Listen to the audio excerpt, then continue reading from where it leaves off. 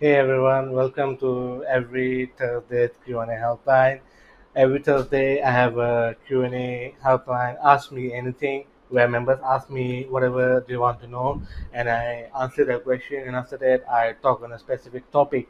So I today's topic that I'm gonna cover in today's Q&A helpline has to do with you know using the buyer and seller presentation to beat all your competition all the time. All right. And before I talk about that presentation, I'm gonna answer our members' question. And the question has to do with, all of you are familiar with what is our distressed property ad. So distressed property ad is, for example, a list of new launches. No, no, not new launch. List of undervalued properties and the list of auction homes, right? So a lot of my members are saying, some of my members, they have this question that prospects are asking them whether they even have such a list, and prospects are also asking them, you know, uh, where do they find this list on Property Guru and all that. So here's my answer for that. All right, the reason prospects are asking you all these questions is because you have not been very preemptive, you have not been very proactive. All right, let me tell you this thing very, very clear. Let me be very clear. You are the rejecter, you don't get rejected, because I give the prospect what they want. They are the one calling you, and they're asking you for a list of undervalued homes. So you are in a better position. You take the initiative. You ask the question, not the prospect. Don't give the prospect this control. Never give prospect control by letting them asking the question. You are the one who asks the question. You have to ask the question whether you like it or not. You have to become better at asking questions, and better, by being better in asking questions, you become a better salesman. All right. And how do you know someone is an amazing salesman? Is all amazing salesmen always ask questions. It's only amateurs, only agents who've never been doing sales in their life, that just talk, let the prospect do all the controlling. By asking question, you control. All right, and prospects don't even know, right? So here's the thing: when prospects are asking you questions like where the hell do you get your listing, or even those listings are even undervalued or not, right? They're casting doubts on you, right? And I've heard some prospects even say that you shouldn't advertise something what you don't have. I beg to differ. First, they are not an agent, you are. Second, they are not a marketer, you are, right? Third, the fact that they even answered the ad shows that my ad works, right? And fourth, I'm not saying this to brag, but I have to say to clear the air, right? My ads work, right? For many of my agents, they never had a flood of leads before, but because of my ad, the way I advertise it, the way I advertise the list of bank auctions, the way I advertise the list of undervalued properties, prospects, come in droves. They seriously, they get flooded, and for many of my agents, we have to reduce their advertising budget precisely because right now in an economic downturn, people are even more interested in auction homes. They're even more interested in undervalued property. That shows that this ad works. It's just that don't let those prospects bully you. Don't let the prospect tell you what to do. You are giving what the market wants, right? And that's the best. That's the best. I mean, that's the best evidence, right? If if you're doing something else, if you follow the advice, you're gonna lose. Seriously, they don't pay you a salary. Stop letting the prospect, stop letting the buyers bully you. All right. So how do you get control back in your hand? By asking question. And I talk about the answer to this question, right? What to say if prospect asks you where you get your listing, what to say if prospect say if your listings are even undervalued or even auction homes or not, right? The answer is actually in my property secrets newsletter, right? So even if you don't have the newsletter with you, I'm gonna show this newsletter right now, and I'm gonna tell it to you the answer. I'm gonna read it. Actually, the answer is on page 20. So on page 20 of the newsletter, I reveal my property marketing swipe file, right? So inside the swipe file, I talk about marketing campaign. So this campaign has to do with distress sale, and it's true. This is a distress sale. Bank auctions is a distress sale. You know, undervalued property may or may not have distress sale, but the idea is very simple. So let me read it out to you. Let me give you the answer. Let me give you the full context, right? So the idea, I got this idea because everyone loves a deal, right? Whether you're buying laundry, whether you're buying a vacation, whether you're buying a car, right? Every single buyer wants to feel that they shop well and that they got a good deal. So distress sale, bank auction, mortgage sale, undervalued property, all of these terms tell the prospect that it's a deal, right? Most buyers perceive that if they're able to buy a property under these conditions, chances are very high that they will save real money. And let me tell you, perception is reality, right? So for this reason, distress sale is a highly compelling headline or an ad, right? Don't get stuck in the box of thinking that you can't run this ad, even if you don't have any distress sale listing. No, stop doing that, right? Whether you personally have such a listing is irrelevant, because I'll surely discuss this where you can obtain the list that you will send them. Remember, the only reason to run an ad is to get prospects to call you. All right. When you run an ad, your goal is to generate tons of leads by hitting on the emotional hot button. So when a prospect calls you, it's not often that they will go and buy this property that you are advertising, right?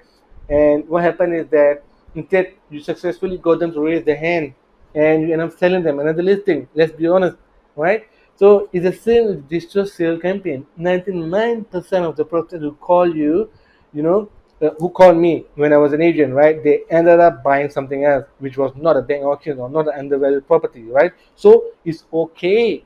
The great thing about this digital sale campaign is that its appeal is far more universal and broader than any specific house ad that any agent could ever run, right? So you have to keep changing your ad, keep rotating your ad. With this kind of ad, you'll never have to change your ad. You never have to alter your bank auction list of homes ad. Seriously, keep using the ad again and again and again. And even in the economic downturn, it's gonna perform better, right? So okay, you're always offering the same thing, which is a free hot list of property. Which property? They keep changing, right? They keep changing, right? So where do you get this list of distressed property, right? So usually, you can find it on the internet. You can find on Property Guru. Usually, you can even find from bank as well, right? So let's say Propnex has a auction house. Knight Frank has an auction house, right? I don't know about ERA. Maybe ERA also has an auction house, right? So go and ask them, right? And basically, companies have access to properties that are those bankers. They have access to properties that are going to be under auction as well. So you got to build a relationship with your bank manager, with a HDB officer, with whoever that is, the professional, right, to identify those bank auctions. And here's the thing: what you're supposed to say, when prospect call you on this ad, the first thing, right? You will follow up verbally. You will call them, right? So you say, "Hello, Mrs. Tan. I noticed that you inquired, you wanted to receive our free hot list of distressed property, or free hot list of undervalued property, or free hot list of bank auction property. I'm calling you to let you know that we will be emailing you a copy soon. All right. So I just want to understand your requirements better. Very important. Understand your requirements better. All right. And then ask them, Mrs. Tan, are you only interested in distressed property, bank auctions, or undervalued homes? Or would you also like to receive other listings that fit your needs, that which represent good deals as well, but fit your needs better, right? But which are not bank auctions or foreclosing or mortgage sales. So make sure you ask this question, right? And in 99% of the cases, when I did that, right, the prospect said yes. They never rejected me. Only 1% of the time they rejected me when I used this script. All right.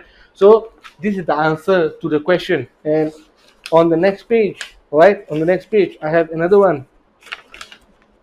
Okay, go to page 24. Page 24. All right, page 24. I have another one. I'm talking about this specific topic. All right, so these ads offer information that has broad appeal to a very wide range of prospects. Right, so that is why that's how you can get buyers or sellers to call you on an ad which does not advertise a home for sale. So this ad does not advertise a home for sale. All right, so so here's the thing: if you're going to pay for the newspaper anyway, right? Would you rather run ads that get few or no calls, or the one that generates a ton of qualified prospects? The answer is the latter, right? So obviously, I never have to rewrite this ad again once I put this ad. So you got to put this ad out there, all right? So this is what I call true automatic marketing. All right. So now I'm gonna move on to the topic for today, which is basically my listing presentation